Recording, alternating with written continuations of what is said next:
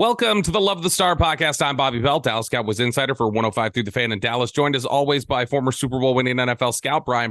He is now the co-host of the G-Bag Nation 2 to 7 p.m. Central, Monday through Friday on 105 Through the Fan in Dallas. He's also the pre- and post-game co-host on the Dallas Cowboys radio network. He is the co-host of the Draft Show. You can find him anywhere and everywhere in the Cowboys podcasting blogosphere, everywhere else. I don't know that there is a harder working man in the Dallas Cowboys coverage landscape than one Bryan Broaddus. Bryan, how you doing? Doing well, Robert. Thank you very much for all the kind words. But getting ready to take a week's vacation. Much deserved. We're actually going to knock out 2 tonight. So when you guys notice us in the same clothes on the next episode, don't think we just didn't change or we happen to wear the same things again. We're just knocking out 2 tonight and getting some stuff out of the way. Mike Zimmer press conference, Bryan Broaddus. It was this week. The Cowboys introduced him along with Mike McCarthy. A lot to like there. We'll dive into some of what Mike had to say and some of the takeaways that we've had. First, I want to cover some of the hires that were made on Friday. The Cowboys filled 3 of their assistant coaching positions on the defensive side. And I think one of these names was a slam dunk. You knew this was coming. You had referenced him before, Paul Guenther, a guy who had spent a number of years on staff with Mike Zimmer in Cincinnati. Zim had brought him to Minnesota as an assistant in 21 when he had lost his job as the Raiders defensive coordinator. But Paul Guenther brought on to be the run game coordinator. And again, one that you had called early on, but a good hire. You like that one?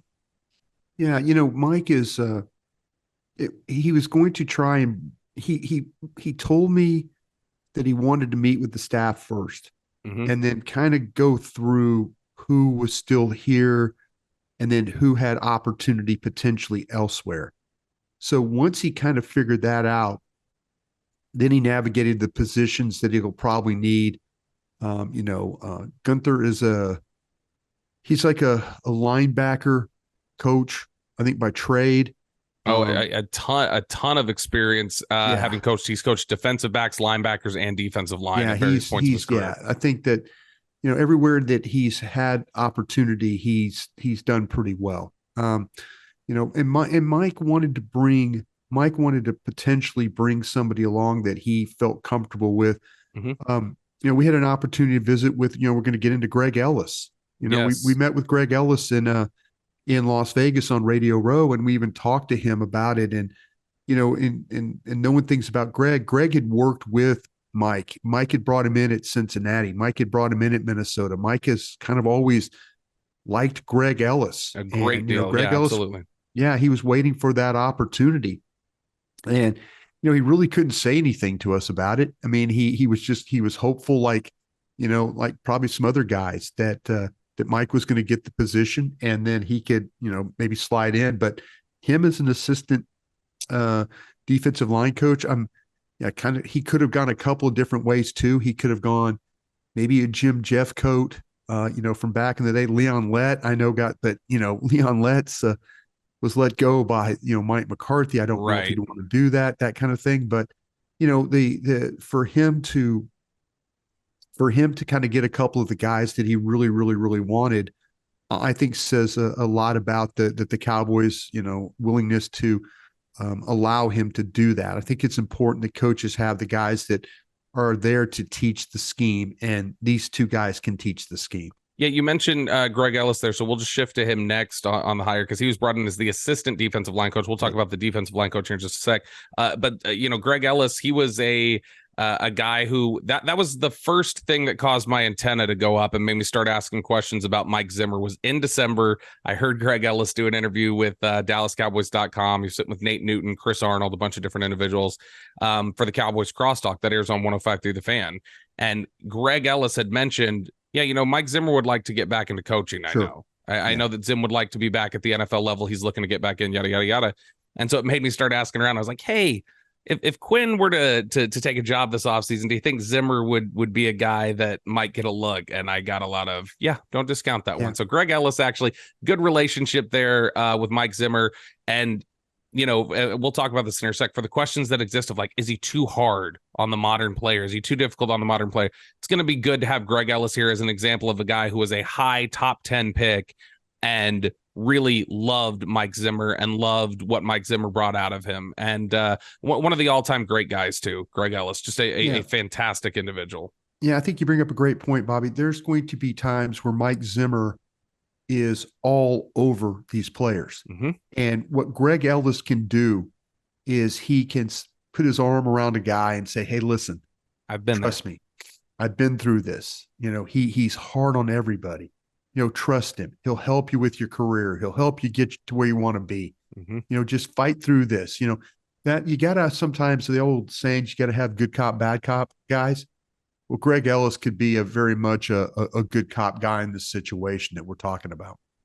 The final hire that we got on Friday was Jeff Scania, the defensive line coach who had been in Washington for the last several years.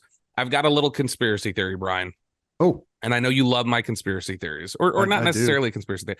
I think that when you go through the defensive coordinator interview process, I'm sure that one of the things that Jones ask them are, hey, who do you have in mind for some coaches? Who are some guys? My sense is probably that when they sat down with Ron Rivera and he gave them some coaches that he'd probably talk to, I'm sure, because there's not an obvious connection for Jeff Scania to Paul Guenther or Mike Zimmer. So it makes me think maybe Ron Rivera in the interview gave them a bit of an idea, and they go ahead and get Jeff Scania, who is out of a job after the transition to Dan Quinn's staff, but has been with the Washington football team for several years, was with the 49ers as the defensive line coach for a few years before that, and a guy who spent a lot of time in the league, a 16, 17-year veteran in the NFL, most prominently with the Rams. But what are some thoughts on the Scania hire and what you've heard? Yeah, I reached out to some folks that I know with the Commanders, and I got a pretty good little thumbnail on Jeff. The first thing they said, he is a good guy, but he's intense, he's tough, he takes no excuses, understands the need to coach players individually to get the best from them. He doesn't like to be rebutted, doesn't try to overcoach. He wants his guys to work as a team in a system to play off each other. He gets pissed when they think they could do their own thing. So that was kind of a little bit of a thumbnail of your new defensive line coach. Ooh, okay. So that's interesting to me, Bryan. When I hear it's good stuff. But when I hear that, when I hear gets pissed when guys try to do their own thing, need to adapt to coaching, right? I think there's a certain elite pass rusher here who that'll be a good test for to see. Had a good night at the Celebrity All-Star game. 37, just absolutely went nuts at the Celebrity All-Star game tonight. But look, I mean, I think that we see it at times with DeMarcus Lawrence. DeMarcus Lawrence reads things and kind of will read. No. You're talking about Lawrence. No. I'm not talking about Lawrence, but we'll see sometimes that DeMarcus will. I'm just trying to give an example of DeMarcus reads, reacts, adapts, sometimes breaks away from the initial plan because he's such a high IQ football player. He spots it and he pursues. Right. Micah Parsons, I think at times has done that, and he has not seen it as well as DeMarcus Lawrence has, and it has burned them at times. So this will be a good test in discipline, I think, for that sort of thing. But it sounds like, from what we know about these guys, Paul Guenther, Greg Ellis just personally here, and then, what you're hearing about Jeff Scania, it sounds like, especially given how late in the game it is, that these are three pretty quality hires, in mid-February for the Cowboys to make. Yeah, I think it's not a conspiracy theory. I think you're really on to something about, and let's give the Cowboys some credit for listening in the interview with Ron Rivera. Mm-hmm. Ron Rivera probably had a guy, okay, who do you want to bring? Who do you want in case we lose a defense? You know what? And Ron Rivera might have even called Mike Zimmer or called Will McClay or called, Stephen Jones and said, listen, I really appreciate you guys interviewing me, but if you could hire this guy, it'll be worth your time, Yeah. Another guy the Joneses are still close to is Jack Del Rio. Del Rio had coached with this guy for 4 years. I think you can find some of the connections. You can always find connections. The Joneses are going to kind of line some things up if they can. They're always going to ask people questions about either personnel, scheme. They're going to do their due diligence on those types of things. Now, the Cowboys historically, in the last several years, they've had passing game coordinators. Chris Richard, Joe Witt Jr. These are guys who have been passing game coordinators for them. They have not, I don't believe, had a defensive run game coordinator in quite a long time. They've got guys who specialize in it, but they've never had a guy with that title. Guenther takes that title. Do you anticipate that Zimmer will still look for a passing game coordinator, or do you think Zimmer's experience in the secondary, he'll say, I will sort of function as the passing game coordinator? Yeah, I think Mike's experience there. I think that there's a couple of things that are about to happen here. Al Harris is about to get really coached hard himself, and Mike Zimmer is about to get back to coaching secondary again. There's a couple of different ways of looking at this, and it reminds me so much of Nick Saban when he was at Alabama, how he coached the secondary. Bill Belichick, how he was always involved, in secondary play and stuff. So, these are the guys that they feel comfortable doing that. And it's also another thing too with the Joneses. If you start bringing in more guys, these staffs are already big enough. I mean, they had that big purge, it seemed like, with guys last year. Yeah. So, Jerry Stephen, not interested in having a huge staff. I think they've gotten Mike McCarthy to kind of agree to that. So I don't anticipate anybody else being added, unless it kind of falls in their lap. I know some people are asking about Steve Wilkes. I don't think so. I mean, I didn't hear it. I shouldn't say that. Sure. Watch it show up that Steve Wilkes is coming in to help out with something, but I didn't get the feeling of talking to anybody that was a possibility right now. Yeah, because like we say, when you have the expertise already at your defensive coordinator position, a guy who spent so much time with secondaries and developing passing game concepts, I would imagine that's something Zimmer would probably want to kind of have his hands in and oversee that. Absolutely. So brings in a run game coordinator. It's funny, we talked to Dave Campo, former Dallas Cowboys head coach. We talked to him on 105 through the Fan on Friday. And one of the things that he really said about Mike Zimmer was he said, look, I don't think you have to worry about toughness in the running game anymore. Like, that run game is going to be better with the way that Zimmer coaches guys. And he says, look, Mike is not going to be their buddy. He's not going to be Dan Quinn. He's not going to put his arm around them and say, hey, it's going to be all right. Mike's going to coach these guys tough, and you're going to quickly see who rises to the top, who can't handle it. Maybe they have to, adjust and say, hey, this is somebody who doesn't fit our culture anymore. But Mike Zimmer did have the press conference this week, talked a little bit about that, said, I know I've got the reputation of being maybe a little bit of a jerk. He said, but I think if you talk to guys that I've spent a lot of time with, guys I've coached, they will give you the correct endorsement. And the thing I love that he said here, and I think the thing that is absolutely critical, specifically for Micah Parsons when we talk about this, Bryan, is Mike Zimmer saying, I think great players want to be coached hard. Yeah, they do. And I think that that's what rings true in this one. And so I think you'll get a lot of different answers about different guys on this defense and whether you want to build with them moving forward, just based on how do they respond to the way that Mike Zimmer coaches them. Yeah, no, I think you're absolutely right about that. What do you think? What did you think? What did you take away from the Mike Zimmer press conference? Anything that stood out to you? Anything that you felt like he wanted to accomplish? Anything that he wanted to do? Or was it just all very familiar? Like, yep, that's the Zim I know. That's Mike. That's Mike. When you listen to that, that's the kind of guy he is. And I had to be really, really careful because I have a relationship with him. Mm-hmm. And when you start to kind of, you don't want to cheerlead. And I was a little bit worried about, talking so much about Mike in a way of, hey, this is, God, they got to hire this guy. If they don't hire this guy, it's going to be, and I had to be really, really careful. I really wanted him to get this job. And I've said something on 105.3 The Fan, Bobby, and heck, I don't even know if I said on the draft show. I might have said this morning with Vach Lombardi, who I was with. Shout out to Vach. He does great work. I can't remember what I say sometimes or who I say it with. This might be the hire that saves Mike McCarthy's job. Yeah. This might be the one. This might be the one. This might be the guy that gets you over the hump in the playoff game. This might be the guy that's not going to leave attention to detail unlooked at, or however you want to say it. He's going to have that thing buttoned up. He's going to find out who he can rely on. He's going to put those guys in position to make plays. Mike Zimmer's a guy, if you're not smart, if you bust, you make mistakes, he is not going to play you. Yeah. He's not.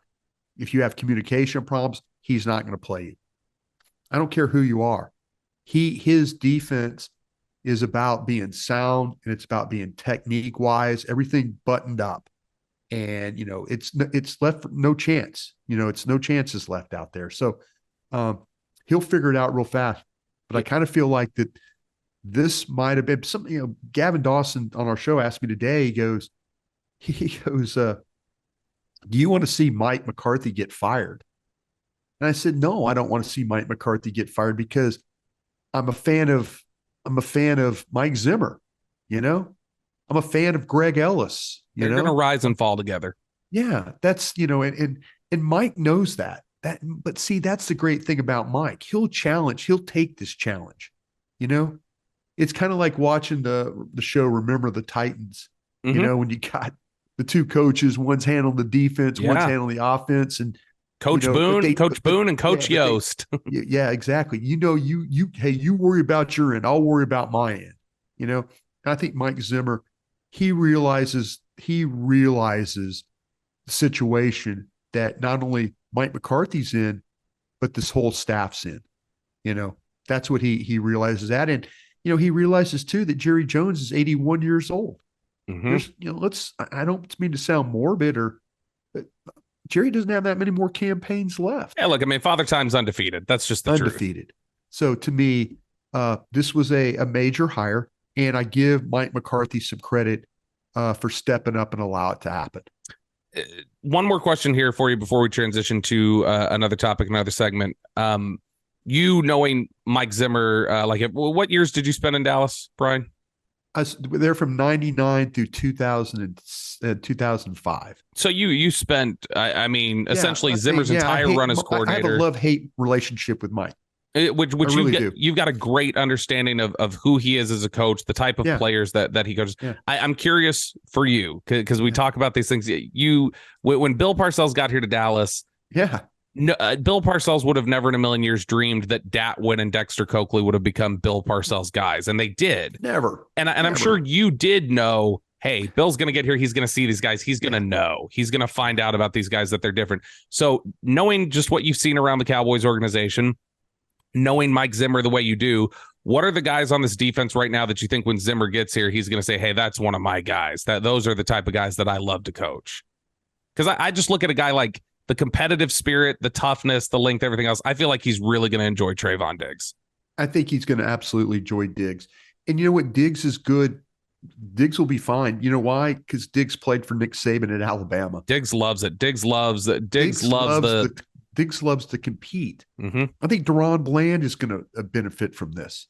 Yeah. I really, really do. I'll be interested to see what happens with Mozzie Smith. I'll be really, because, we got to figure that plan out. We got to figure out, where's Mozzie Smith going to, you just can't draft a guy in the first round and be it late in the first round, probably second round grades. Yeah. But you can't draft a guy like that and just put him in the trash can. They've got to find a way to get him going, or at least in a direction that they have a plan for him. But I think the secondary guys are going to love playing for Zim. I think Gilmore, if Gilmore comes back, I think he's going to love playing for Zim, because he's been coached hard with Bill Belichick. Yeah. That's what he's familiar with that. And when we interviewed those guys, we interviewed Gilmore and we interviewed Cooks, you could tell in their face that they let an opportunity get away. Yeah. They really did. You could tell they were pained by the situation. So I could see Zim coming in and a guy like Bell, playing safety. Bell might not be the prototypical guy, but you know what Bell is? Bell's smart. And Mike likes really smart players, So if you're a guy that's willing to tackle, going to be tough and smart, you got a place on Mike Zimmer's roster. And I'll tell you, when you say toughness there, assuming he's back next year, nothing changes. Donovan Wilson, I would anticipate, is a guy that he's going to enjoy coaching with, just the way that he plays with kind of a hit you mentality. Assignment sound, though, got to be assignment sound. Absolutely. Can't be letting things go during a game. That's going to be a big part of it. And you mentioned Mozzie Smith there. That's a great setup for our next topic, Bryan. And before we go on to the next topic, I'd like to remind you guys that this is the Love of the Star podcast. It is an Odyssey podcast. You can find it on the Odyssey app or wherever you get your podcasts. All right, Bryan. So I've been wanting to touch on this subject for a little while. You remember last year on the draft show, we did the topic of draft icks. And it was the question of like, what's the thing you just like is off-putting when you see it on tape, when you see certain things. And Clappers. It was like the clapper or I know Chris Beam over at DallasCowboys.com has always said the tape guy or the like training room guy who he's got to have every wristband and every taped up thing. Zach Wolchuk said he hates the guy who's the pile on the jump on the pile at the end of a tackle to look like he gets on it. Yeah. So similarly, we're going to talk about some things that maybe Cowboys fans have some PTSD about, and some things that they need to not over, they need to maybe get over and just see the player for who the player is without getting into specific players, but also some things that maybe we say, hey, this is shown not to work out for the Dallas Cowboys, and maybe they need to reconsider the way they approach this. So when you follow Mozzie Smith, Luke Schoonmaker, tough rookie years for those guys. You've got the Taco Charlton issue. Right. I don't know if the Cowboys can pick a Michigan player this year without people freaking out about it. Fair or not, I don't know that they're going to be able to do that without people just losing their minds and go, no more Michigan players. For years, it was Penn State running backs in the NFL. No Penn State running backs. Don't ever draft Mississippi State defensive tackles back in the day, too. Jeff Tedford quarterbacks for years was another one. So when you look at this, Bryan, what are some things that just personally you have some reservations about when you enter the draft and say, hey, I got to look past this bias. I've got this bias here, because I think Cowboys fans are going to have a bias against Michigan players this year. So what's something that you feel you need to work past and look past? And what are some things that the Cowboys actually need to say, hey, maybe we need to look at this differently. Maybe we don't take a running back in the top 5. Maybe we don't do these things. What are some approaches that you think the Cowboys need to reconsider this spring? You know what, the one that always gets me, and for years, I kind of bought into it. I kind of said, you know what? Okay, makes sense. Yeah, write it down, take the note, talk about it at, when we get on shows and stuff. Mm-hmm. But I about had enough with the guy that has position flex. Yeah. I've had enough of the position flex guy. Jack of all trades, master of none. He could play tackle. You could put him at guard. Heck, if you had to, you could even put him at center. I don't know. No, I'm drafting this guy to play tackle.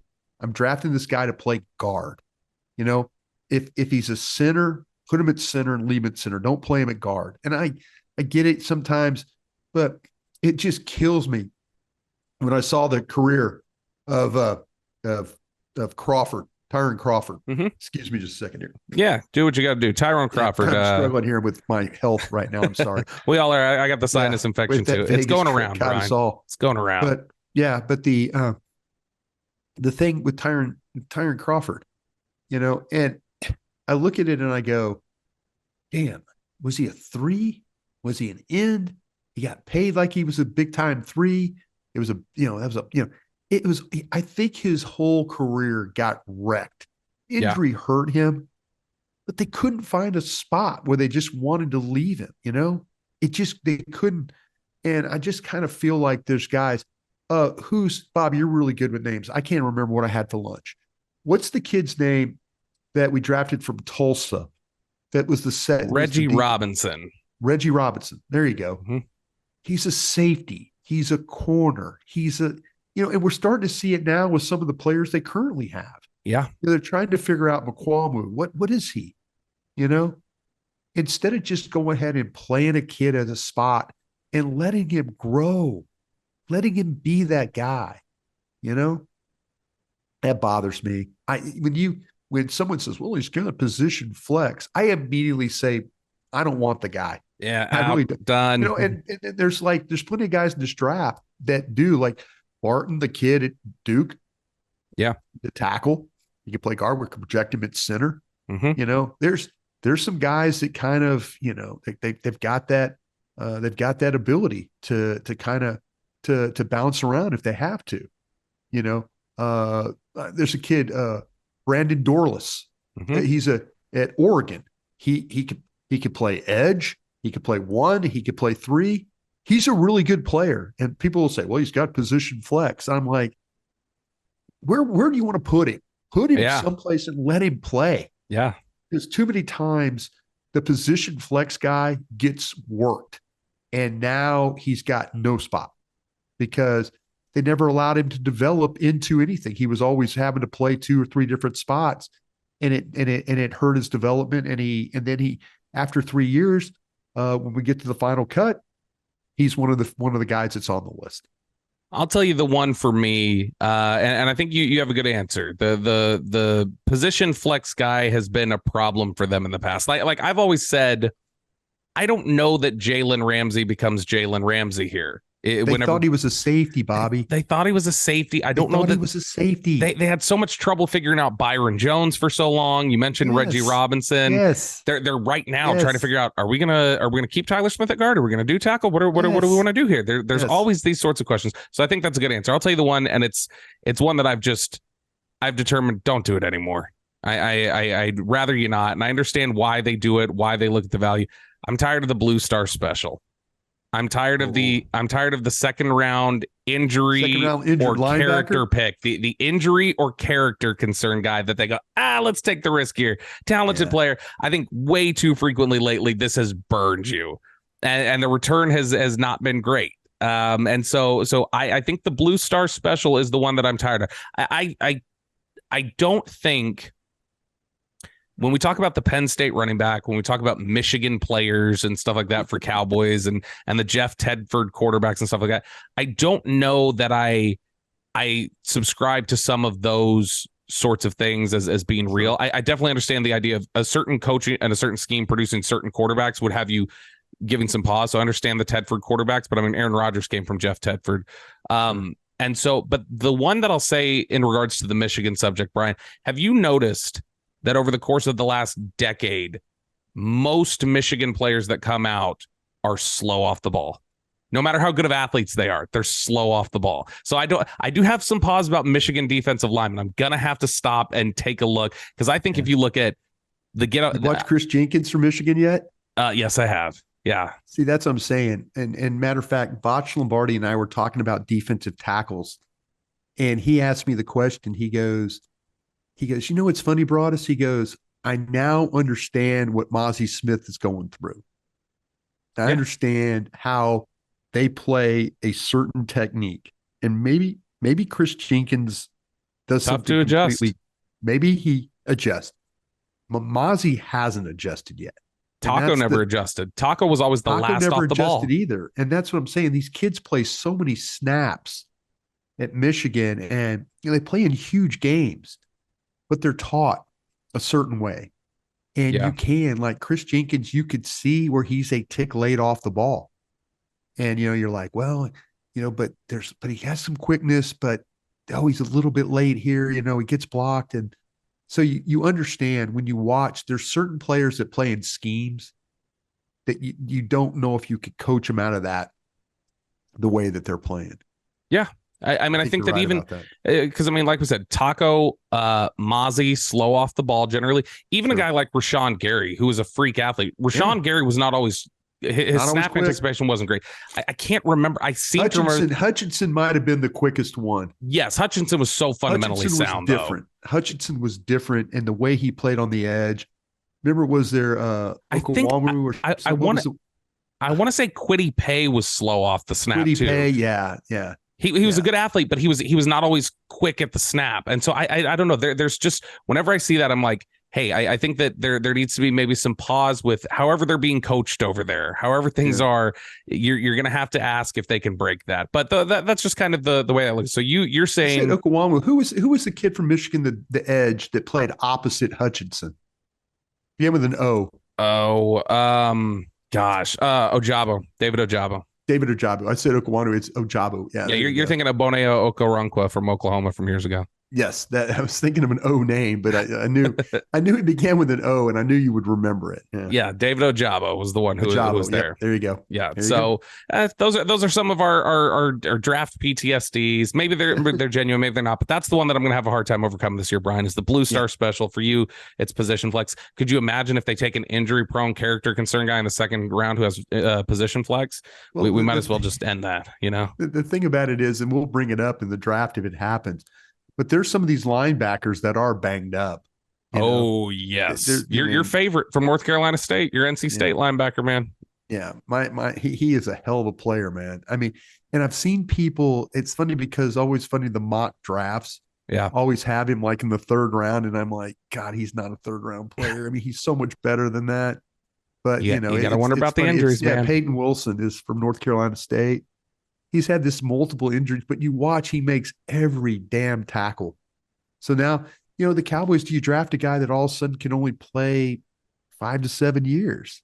because the injuries start to catch up with him. Yeah. Seems like that's happened with Bruce Carter, Sean Lee, Leighton Vander Esch, Jalen Smith, Leighton Vander Esch. Just seems like they've drafted these guys and they're good players, but then injuries just catch up with them. You are listening to the Love the Star podcast. The Love the Star is an Odyssey podcast. You can find it on the Odyssey app or wherever you get your podcasts. All right, Bryan, it is now time for our Dean Julia Love the Star mailbag. It's where we turn things over to our dear, sweet listeners for their thoughts, their comments, their questions. First one here from Jim Loughborough. I hope I'm pronouncing that right. That is a very long last name, Jim. Who is the most important re-signing on offense and defense? So I'll give you the unrestricted free agents really quickly, Bryan. On offense, there's three of them. It's Tyron Smith, Tyler Biadasz, and Tony Pollard. We feel like that's probably Tyron based off how they played last year. Tyron Smith. Pretty easy. Tyron Smith, and give me Tyron Smith back for 1 year, $12 million, and let me draft a center, and I'll go to battle. Now we go to the defensive side of the ball. Neville Gallimore, Jonathan Hankins, Dante Fowler, Dorrance Armstrong. Those are your defensive linemen. And then in the secondary, you have Noah Igbenogany, Jordan Lewis, Jaron Kearse, and then Stephon Gilmore. So we look at this and we say, I think Gilmore's important there. Tyron and Gilmore. And I think they would want Gilmore back at the right price. And I think Zimmer would love coaching him, like you mentioned earlier. Yeah, he's a pro. That guy is a pro. Now, again, he's not as quick and fast as he once was, but man, the way he's smart, football IQ, he cares about the game. You can tell he cares. Yes. So I give him a lot of credit. He could have just kind of whatever. I'm going to move on, but he really wants to come back. He really liked being here. So we'll see. Maybe they can work it out with him and Tyron Smith. I could see Dorrance Armstrong leaving and stuff like. To be honest with you, I'd rather have Fowler than I would Armstrong. I really like Fowler. I think Fowler's a great situational pass rusher. Yeah, I don't think they bring him back. But and you know what? Who has Dante Fowler historically followed his entire career is Dan Quinn. Dan Quinn. And so we're going to be playing against him twice a year, probably. Once on Thanksgiving and the other at the end of December, right? If you could give me odds on Dante Fowler to the Washington Commanders, I would probably take those odds. Cash that ticket. Next question here, and we briefly touched on it earlier, but I just wanted to circle back on it because I did have it saved as one of the questions here from Bobby Aguilar, and he's asking Cowboys' interest level in Steve Wilkes, but you're saying that's not a name that you've heard at all. I haven't heard any. We think Zimmer generally wants to kind of have oversight there, and I would imagine Steve Wilkes would have his own ideas. Yeah, I think so too. I mean, it would be nice to have him. I haven't heard anybody whispering that one. This is a really interesting out of the box question, I thought, from De La Cruz. So I wanted to have you answer this, Bryan, especially because you get a lot of just different questions dropped in your mentions consistently. He said, what would you say fans focus on the most that has no bearing on wins and losses? So from a team building perspective or from a game day execution, what do you think that fans have a certain particular interest in that you would say, at the end of the day, I don't think that actually matters in the win-loss column as much as you may think it does? I think it's the referees. Am I wrong? No, I don't think so. I think that obviously when the margins are thin, late call can have you go sideways. On Micah Parsons getting held every play, right? That became. See, when you and this is no slam at fans, and a lot of fans educate themselves. A lot of fans buy the NFL package and the NFL.com and look at the all 22 and they kind of get their own ideas. And I appreciate those fans. I appreciate all fans. Some of them take it to a whole nother level, but I think fans, the lazy take to me is always pointing the fingers at the officials. Do they do a poor job? At times, yes. Do they do a good job at times? Yes, they do. I mean, we saw a Super Bowl I thought was very well officiated the other day. Yeah. And so to me, I'm okay with, sometimes how it goes, but I think we make way, way too much. And I know I talk about the officials and the calls they make every week. I know I do it from a standpoint of just letting them know, hey, these are some calls that might be called in the game, but I do think that we get on that box where we just kind of say, that's the officials, it's official, no, your team played bad today. No, your coaches didn't have it today. Now your quarterback was off. Now your receivers were off. Now your all pro, rush linebacker. He was off today. we're afraid to admit or afraid to point the finger at something that could actually be the case. Players, coaches, situations, way you handle situations. It's really easy to blame the officials because that's not, as a fan, you're not blaming the team. And a lot of fans have a hard time blaming the team. They really, really do. Now, I think it's starting to flip a little bit though, Bob. I think it's starting to flip a little bit. Yeah, and I don't disagree. You know what's interesting? I would say officials is a great call. The one that came to mind for me was, I think, too often, and we've certainly talked about this before as a genuine question at certain instances, but I think how frequently fans will bring up effort or like they didn't want it or something like that. A lot of times it's like, no, guys, they just got beat. They got handled. It's not that they didn't care or they didn't try. That goes back to the not wanting to criticize. You just could say effort, and you just say the team effort, and no, that you do. You're right. There's times where they just physically get beat. They don't cover. They don't tackle. They don't complete passes. They don't catch the ball. They don't hit the hole. It's easy to kind of, you can, like I say, effort, referees, you can just throw a blanket over that and you're just kind of like covering a lot of things. Yeah, absolutely. And I think that I also think that it's far too easy to look back at, first half things that occur or individual plays in the first half. It's like, man, so much football happens after that. And there's so much, it's such a butterfly question that I think when you go, man, if it wasn't for that fumble in the second quarter, we win that game. It's like, I think that so much happens in between there. It's hard to pin things on just one play because of how intricate everything is. But I think that's a really great question from De La Cruz there and an interesting one. All right. We'll close with this question here, Bryan. Since we've been talking about coaching staff, it's mainly been on the defense side. Any talk or speculation of Mike Solari retiring or being replaced? I know y'all had mentioned something about James Campen potentially being a candidate. That's from Derek. I have not heard anything on that. And I have not either. I don't think whether the results were great or not. I know that there are a lot of people within the Cowboys, not just McCarthy, not just Schottenheimer. I know there's a lot of people within the building who think Mike Solari does a good job. And who think that he has done specifically, I've heard several people, I know you hate position flex, Bryan, but I know there are several people who have praised the way that he goes about cross training, that his cross training is different from their experience in the past with other offensive line coaches. So I don't know that they'd be so quick to do that. And also I think they feel like they've already got sort of an assistant offensive line coach there, two of them in Blasco, and then Lunda Wells, who they think highly of. And so I think that they feel like Lunda Wells could have got the offensive line coaching job with the Commanders. Yeah. Cowboys blocked that.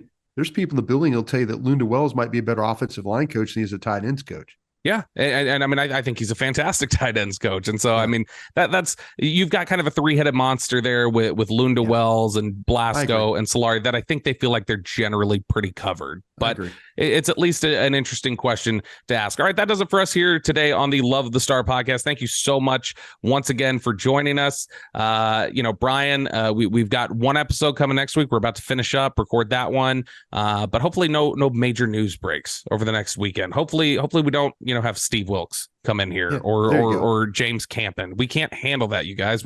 We've got to give Bryan a breather and a break before he's off to surprise Arizona for Ranger spring training, before I'm off to Indy for combine. There's a lot going on here. You want to flip spots? Why don't you just come with me? We won't tell anybody. We won't tell anybody, Bryan. You don't know how much I love the combine. You know what I think I'm going to do too? It'd be your favorite. I don't think I'm doing the plane. I think I'm doing the road trip to Indy. I think I'm doing the car ride. In a heartbeat. I know. It's 11 hours. It's 12. I looked it up.